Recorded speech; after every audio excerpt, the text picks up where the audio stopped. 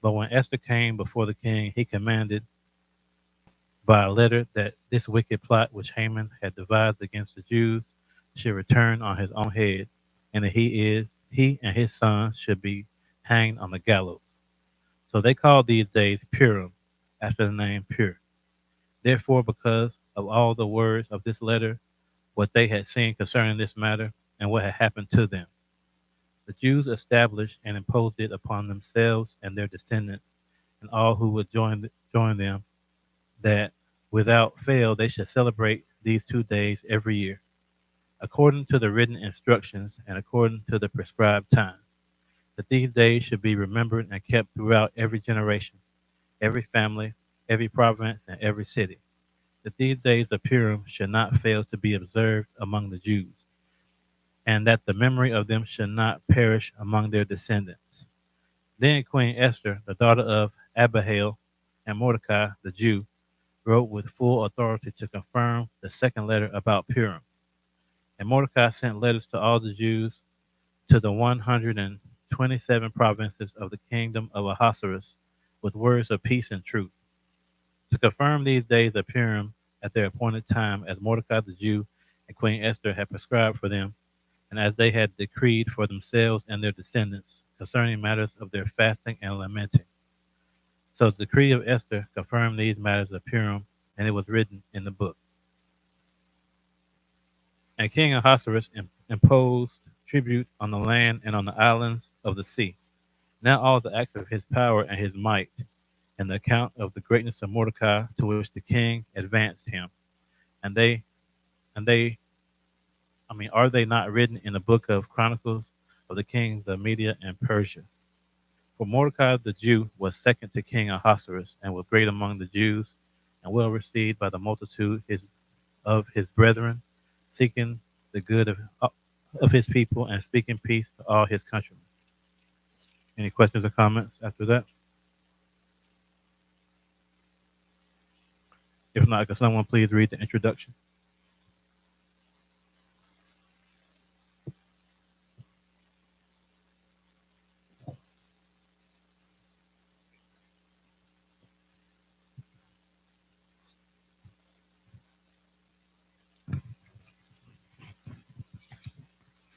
Certain days, certain days serve to remind us of things past.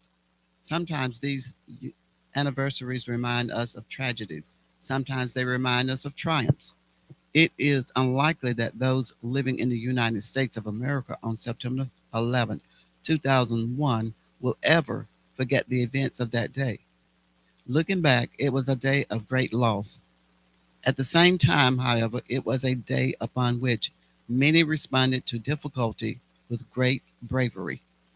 When that day occurs each year, the events, both good and bad, are remembered.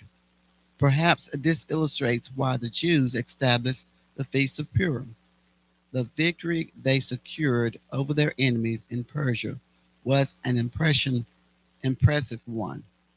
Rather than being annihilated, they ably defended themselves. Not surprisingly, emotions flowed. Before the day of their deliverance, they feared for their lives. Afterwards, they were able to celebrate and rest. Their struggle did not need to be forgotten by future generations. The Jews needed to remember their deliverance. They needed to be reminded of God's care. Knowing this, Mordecai instructed the Jews throughout the kingdom to celebrate yearly the 14th and 15th days of the month of Adar, as the days of which the Jews had rest from their enemies, as a month which was turned from sorrow to joy for them, and from mourning to a holiday. Esther 9:21 through 22. No doubt Mordecai knew that such an observance would accomplish several things. Besides helping the Jews be thankful for their safety, it would also cause them to think about acting in the best interest of others. As Queen Esther had done for them, so they should do for their fellow man. 2. The observation of Purim helped the Jews scattered throughout Persia maintain their identity. Although they were living in a foreign land, they were still God's people. Celebrating their deliverance from Haman's decree reminded them of this fact. Thank you, sister. Any questions or comments?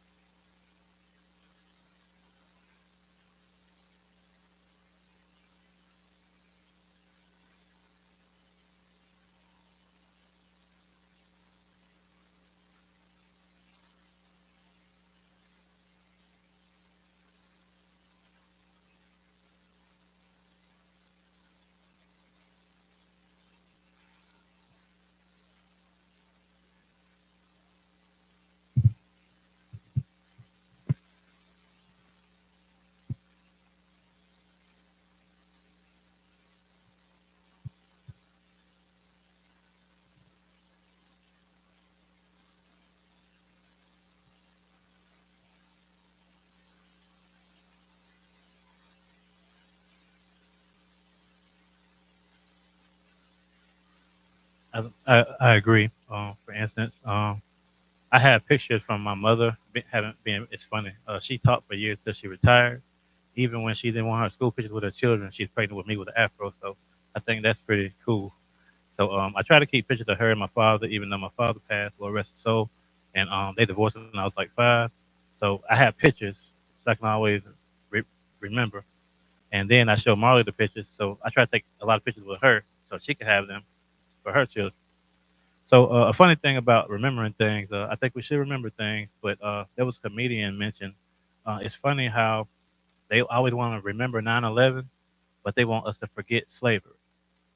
So I thought that was kind of contradictory. Like they're almost trying to erase our history. So any other comments before we move on? Could someone please read a day of celebration? A day of celebration. Haman's decree made provisions for the enemies of the Jews to attack on the 13th day of the month of Adar. This was randomly chosen by the casting of a lot called Pur, Esther 3:7. As Mordecai's later decree allowed the Jews throughout the kingdom were prepared for such and defend themselves in a very capable manner. For most individuals in the kingdom, the onslaught occurred only on the 13th. In Shushan, however, the battle continued through the following day. Consequently, the Jews living in Shushan were not able to rest and celebrate until the 15th day of that month. On that day they rested and made it a day of feasting and gladness. Esther 9:18. The Jews' actions eventually paralleled the actions of their brother living elsewhere who had celebrated the victory a day early. Verse 19. It is easy to see why such gladness premeditated the Jewish people. The threat to the threat to their lives was over. They were able to breathe a sigh of relief. Interestingly, they expressed their joy by resting, feasting, and exchanging gifts. This later action is not insignificant, as they were given rest, so they gave gifts to one another. It seemed that sending gifts not only expressed joy, but it also increased it, for it is communal as well as personal dimension. See verses 22. Thank you, sister. Any questions or comments? Well, on that one is, they feasted because they felt they were safe. But throughout the Bible, and I've often wondered about that. You see where in different sections, the Jews was always a targeted race that seemed to have been targeted by a lot of different people. The same thing with like when Hitler took over, the Jews were their target, and the things that he did to them were just inhuman. So it makes you wonder um, why this nationality of people were more targeted. I mean, certain kings came in, they targeted everyone, but they, seem to have targeted the Jews more, and it makes you wonder about that. Anyone else? If not, could someone please read Purim becomes annual? The joyous celebration did not escape the attention of Mordecai. Recognizing the importance of what had taken place, he sent letters to all the Jews near and far who were in all the province of King Ahasuerus to establish among them that they should celebrate yearly the 14th and the 15th days of the month as Adar as the days on which the Jews had rest from their enemies, Esther 9:20 through 22. What began as a spontaneous celebration would perpetuate. Acting as a leader of the Jews, Mordecai took the initiative. Nevertheless, he did not command that such must be done. Instead, he appealed to the Jews' sense of propriety. God's delivering of his people should be celebrated. Who could deny it? Mordecai's letter of encouragement included a description of what should occur during the days of celebration. He informed the people that they should make them days of feasting and joy, of sending presents to one another and gifts to the poor. Esther 9:22. Whether it is possible to connect the benevolence act Mordecai expected to be associated with the feast of God's deliverance of the Jews is not certain. Regardless, possessing the capacity to help the poor was a sign of abundance. Thus, the Jews to whom Mordecai wrote had been blessed and were expected to bless others in return. Mordecai's letter was well received by the people. In fact, the Jews accepted the custom which they had begun as Mordecai had written to them. Esther 9:23. This statement reveals the Jews recognized the difference between things bound by law of Moses and things that were optional in nature.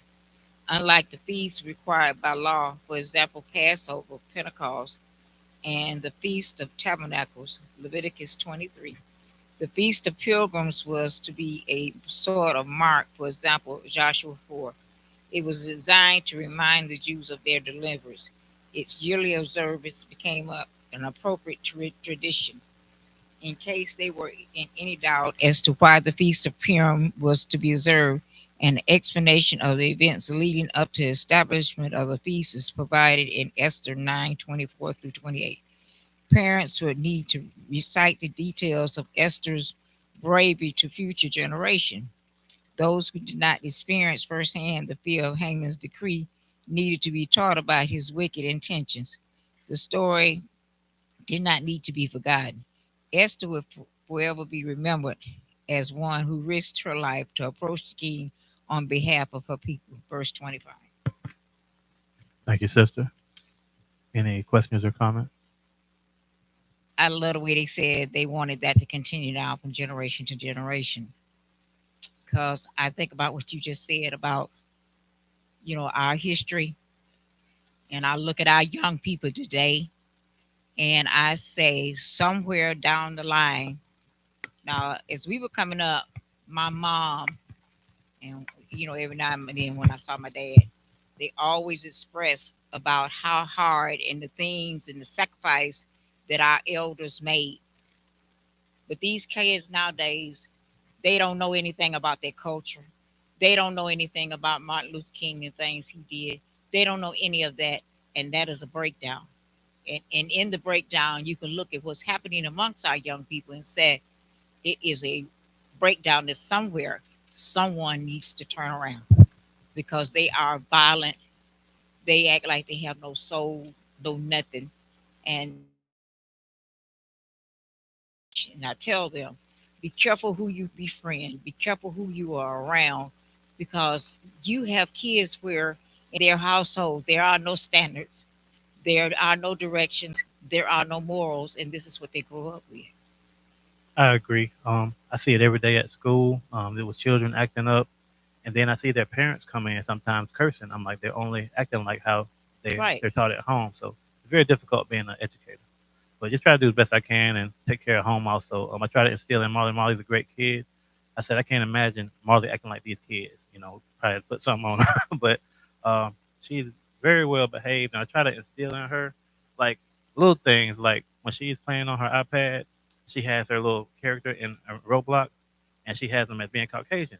I'm like, baby, you have, even though it's little, I'm like, you have black girl magic. So, and then she's starting to understand. But I try to let her be a kid at the same time. It's just a game, but it's still psychological too. So I try to teach her little things. Like for instance, we were driving on interstate one time, and if you notice between Montgomery and Birmingham, there's a rebel flag hanging. So I gave her a little history about that. So just trying to teach her. We are just as adults, we are failing our children. We want to be friends with them.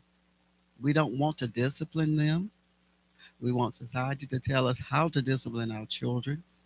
Although there are laws, that you have to suffer for when you do things, but um,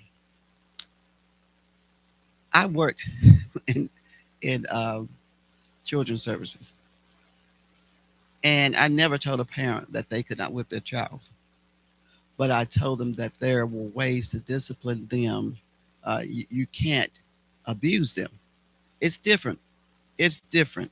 And there are social workers out there will tell them that you can't, but you have to be you have to realize that God put those kids here for us to teach them, not for society to teach them. So, we are failing our children. We are not teaching them. We are not putting in that time with them. And I thank God that I had parents, that took the time out to teach. I taught mine. It was a situation where we all were together and we taught our children. But see, we have so many now that are parents that are children actually. They weren't taught. They're not teaching theirs. They don't want anybody teaching their children. They don't want anybody disciplining their children. So, what's going to happen? You know, we've got to come back to know that discipline is very important, and we must discipline our children. It is, and I believe in spread around sports out also, but I try my best not to hit Marley because I don't want her thinking some man can hit on her later. For one. But at the same time, I know how to discipline her. Like she's so into that iPad and social media. All I got to do is threaten that, and she straightens right up. But every child is different. And, mhm. and me and her mother had a conversation. My mother-in-law came. Me and my mother-in-law, she was down for about a week. We had a conversation. She was like, being her children's friend. I'm like, I don't want to establish a friendship with Marley. I'm daddy. So I always think, personally, I don't think a parent should be a friend to their child.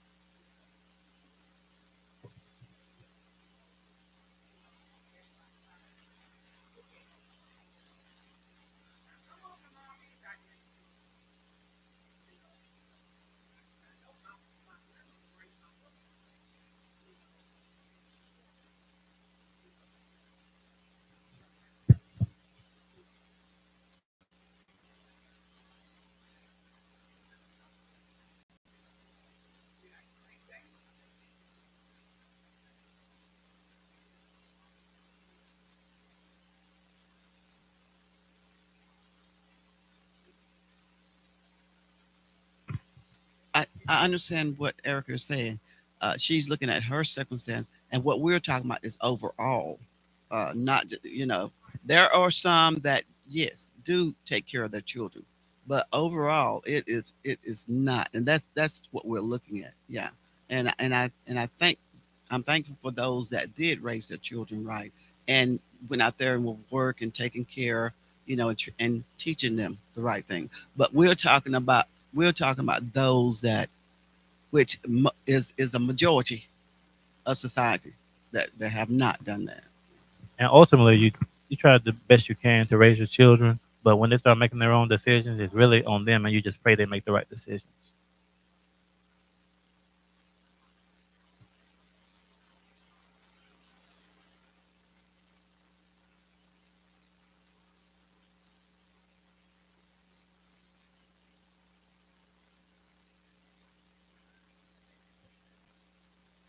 Telling them before you came in, what do you do when you have a unruly child, disobedient, disrespectful, and you see their parents come in cursing and carrying on? Like I've seen that on a few occasions at my school.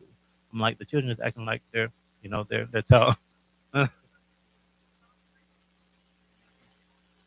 Yes, man.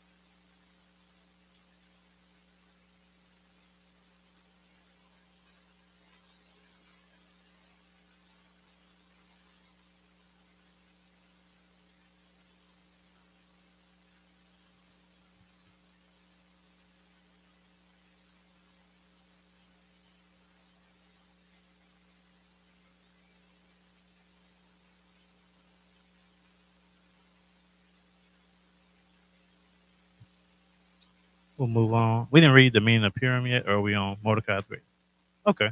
Someone please read the meaning of Purim.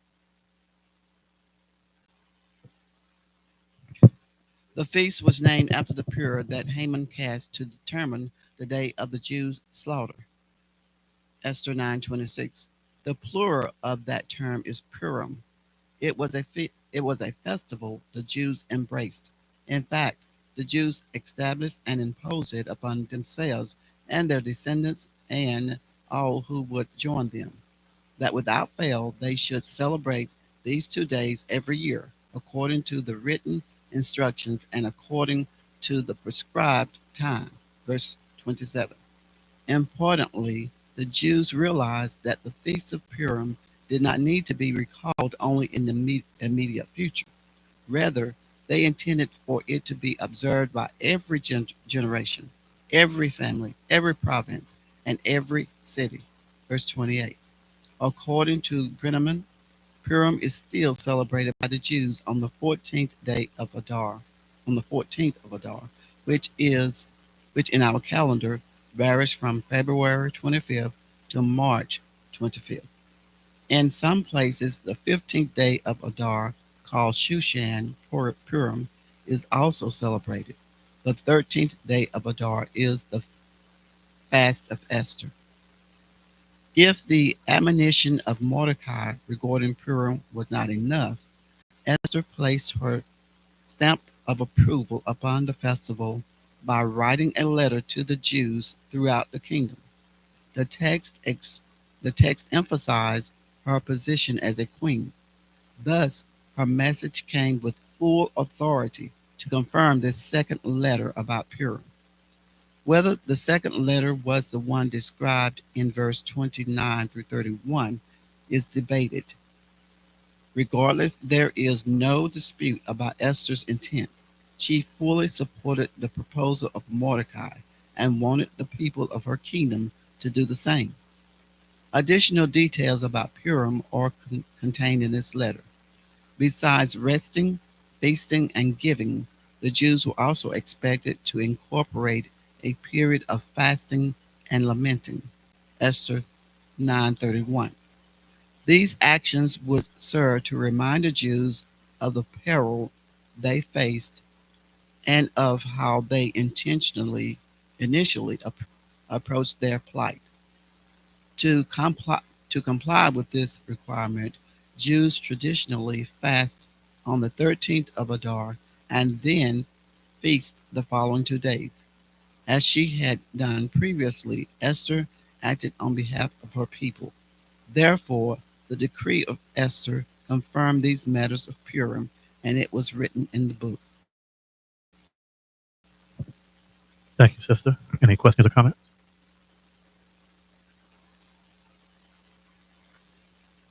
Mordecai's greatness. The book closes by describing the position and influence of Mordecai. Esther 10, 1 through 3. From our perspective, it is not a mistake to say that both he and Esther came to the kingdom for such a time as this, 414. According to Esther 10:2, Mordecai's story is only partially recorded in the book of Esther. The rest, unfortunately, has been lost to history. Nevertheless, what we know from just this account is thrilling. To ascend to the pinnacle of Persian power under the circumstances he faced is remarkable.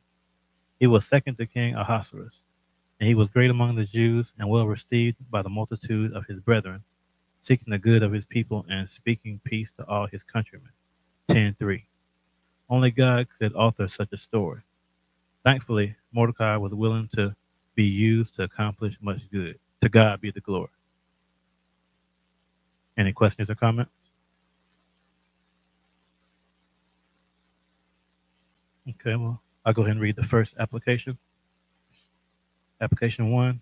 Gifts were given as part of the Purim celebration. Esther 9:19-22. Such generally, such generally accompanies feelings of goodwill towards others. In this instance, the Jews gave presents because they had been delivered. Their generosity reflected their joy. When we freely give to others, we should do with the same attitude. Those who do so understand Jesus' admonition. It is more blessed to give than receive.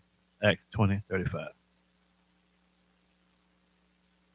Any questions or comments about the first application? Could someone read the second application?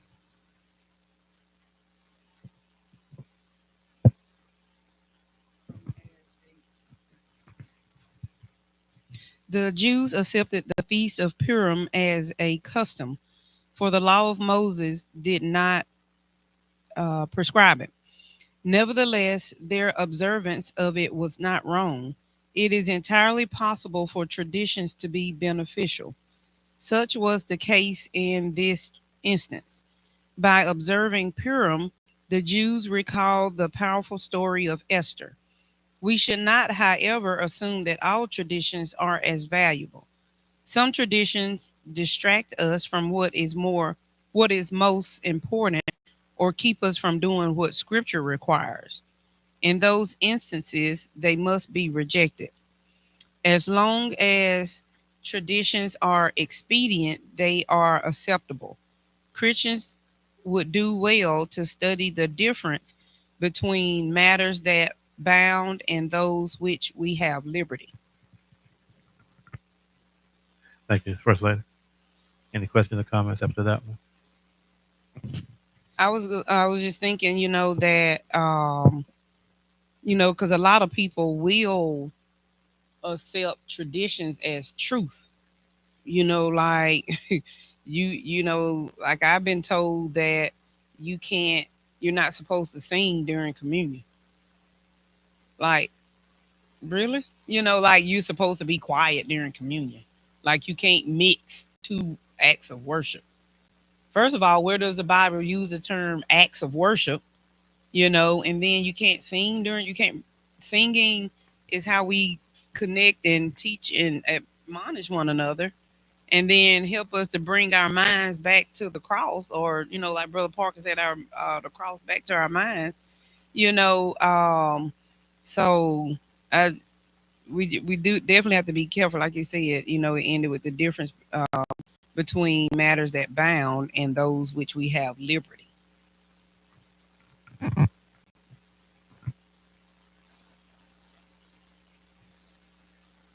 Third application.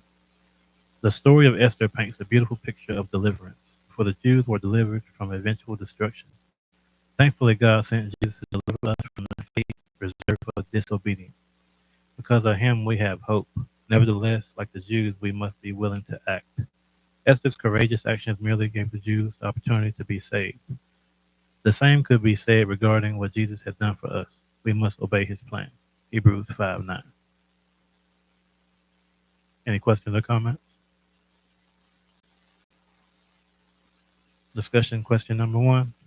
Why do you think Mordecai encouraged the Jews to observe Purim?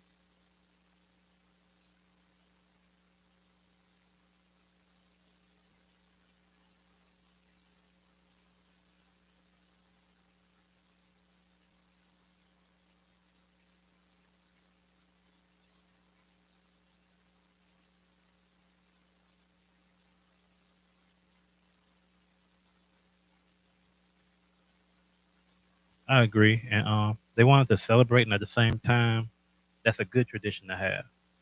And because if you remember, when they did defeat their enemies, they had the opportunity to get the spoils, and they refused. They refused the spoils, which was very humble of them.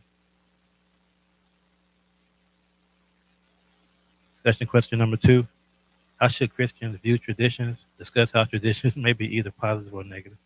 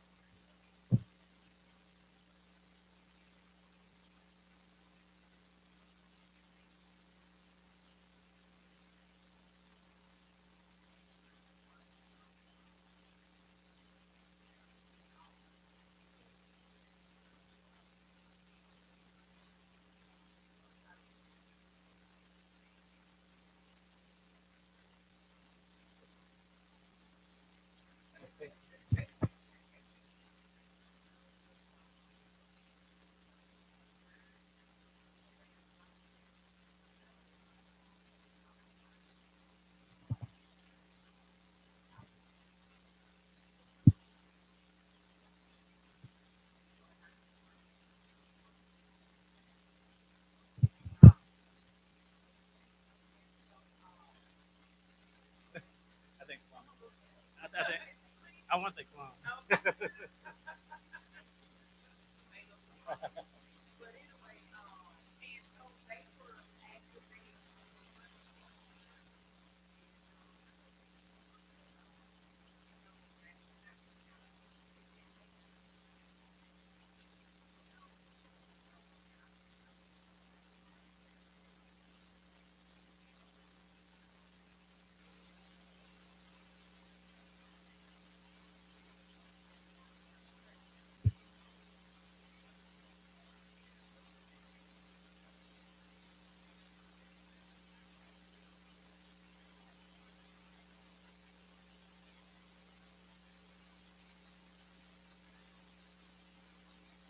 A lot of things come to mind with you saying that. For one, there's a phrase, birds of a feather flock together.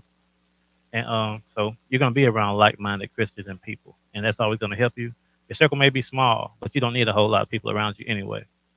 And then some of us are like lone wolves or eagles, like because there was a guy that came during our boys lock-in a few weeks ago, and he was like, "Be an eagle because if you notice, an eagle doesn't fly with a flock. An eagle flies by themselves."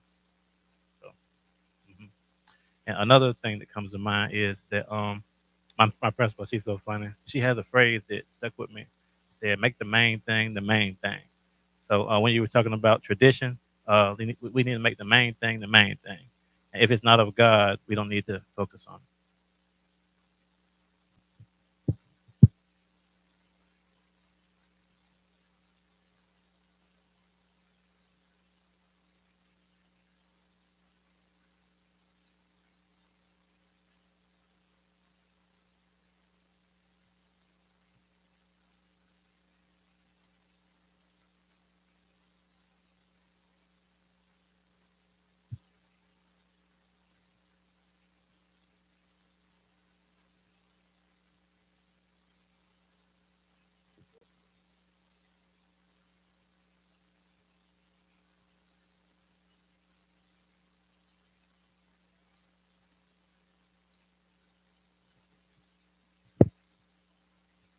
Almost like the definition of insanity, doing the same thing over and over, getting different results.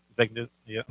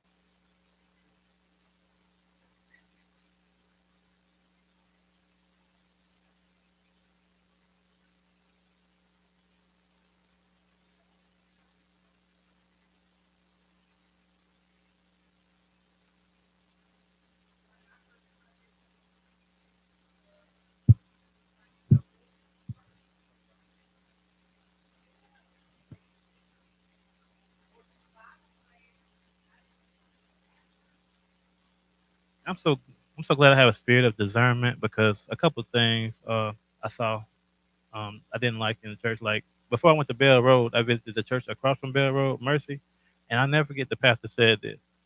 He was talking good until he said this. We missed no, I had to walk out. He said, "If the rapture comes, and I'm on a plane. I hope the pilot isn't safe because we're going down." I was like, "No, let's get out of here." So I'm kind of glad I got some teaching over the years and a spirit of discernment to kind of know, this ain't right.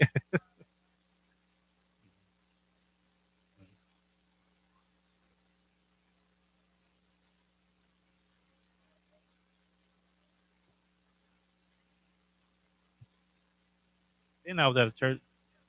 Then I was at a church in Alex City. This didn't sit right with me either. They had a guest minister, I guess, and then after they passed around the collection plate, they were trying to get a certain amount of money for this minister. They didn't have enough. So I was like, "We need so and so more dollars." I'm like,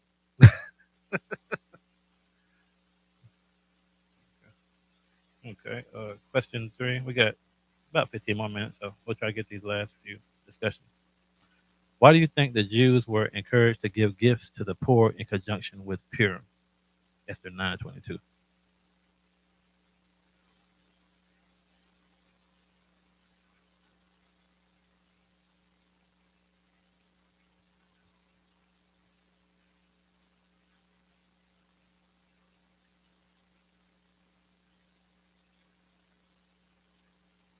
That's interesting. I read it, but I'm thinking because what all they went through, they thwarted from being destroyed. So they just wanted to keep on helping each other by giving gifts to the poor. That's the only thing I can gather from that personally.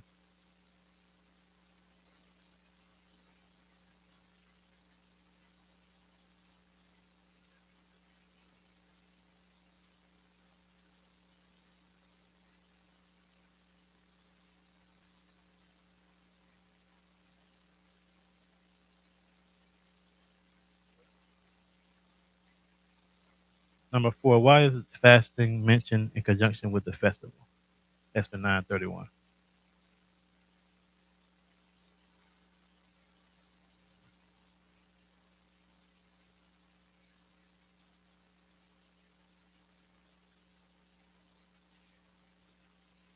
It was because I remember even Esther fasted during that situation.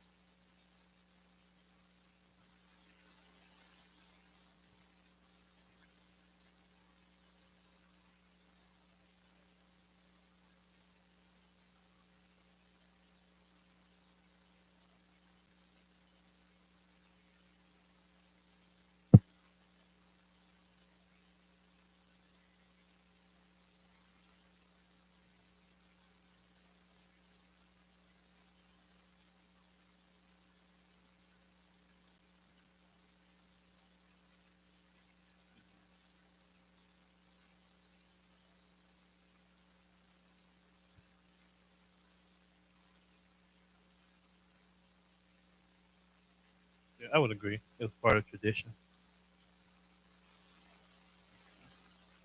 Number five, what are the main lessons Christians should learn from the book of Esther?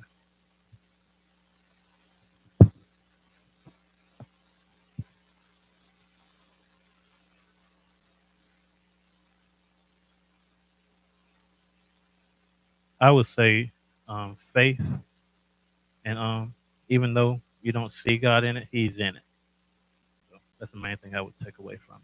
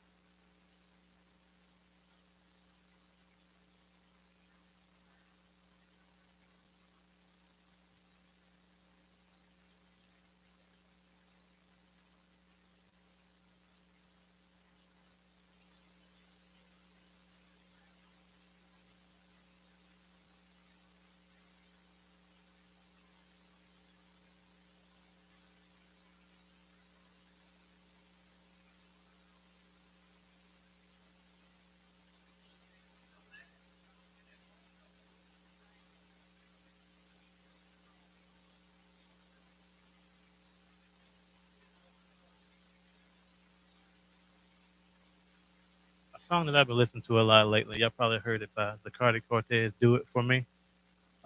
I love those lyrics. Always been big on lyrics because I can remember. Always. so in the song he says, "Lord, do it for me. Lord, I have a problem that only you can solve.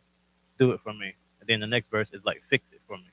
So I really like that song. Like, sure will. Other than that, the song "Trust in You," I forgot the song, but those two songs that I've been uh, listening to a lot lately.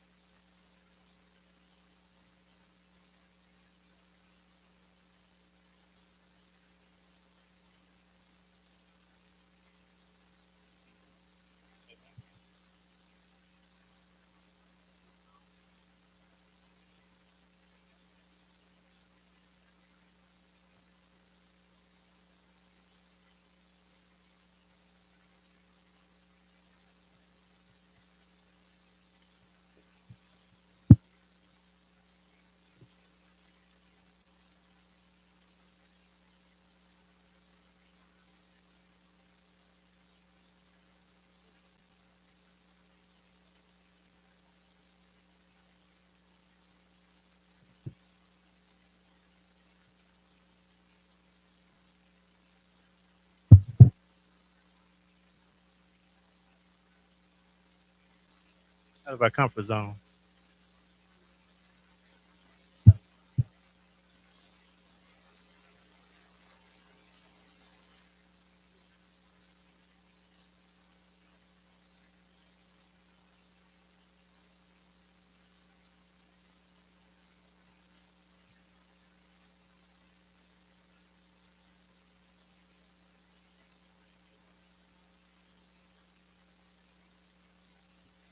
There you go. A few minutes to service. Let's get our mind prepared for service with a closing prayer. Let's go to the Lord in prayer. Lord, we just want to thank you for allowing us to come and worship and study your word, Lord. Please allow us to continue to study and show ourselves approved and rightly divide the word. In the name of Jesus, we pray. Amen.